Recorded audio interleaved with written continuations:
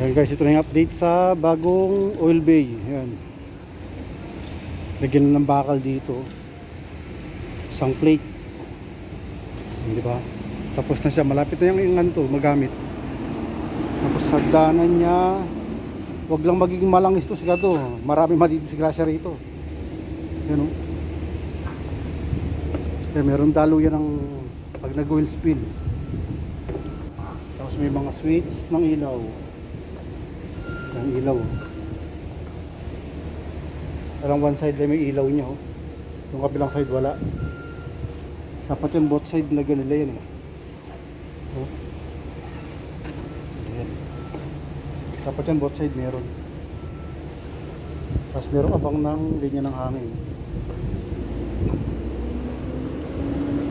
Ito lagay ng hose yan. Umutas na yan lagay ng hose ng pang drain ng ano. Pangsak ng use oil. Hindi pa rin siya natatapos. Mga ilang isang linggo pa mahigit ito para magamit na. Ano?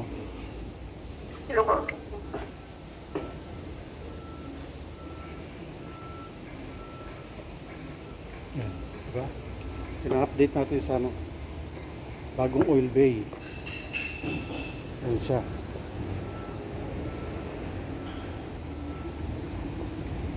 Ito yung lumang oil bay na napakababa.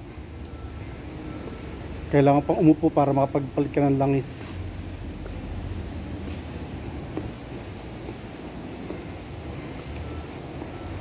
Tingnan kung gano'ng kalaki yung diferensya. Matasin gano'ng kalaki yung diferensya nito. Ayan. Ito lang siya. Hanggang dito ko lang siya. Ayan, pakababa niya. Ngayon sa kabila, naka-face mask ako sa Malikabok. Ngayon dito sa kabila, malalim siya. Ito yung napakaganda yun. Ang laki ng diferensya niya. Diba? Malalim. Ang maganda to, malalim tong paggagawa dito. Hindi na kailangan ng upuan. Ang kailangan na dito ngayon ay tungtungan. Para pagka sila mag-chainsaw, maabot nila yung filter. Naka-ready naman na yung mga oil reel dyan. Oh. Yung mga peeling reels. Ang langis. Diba? Kintab. Bagong pintura.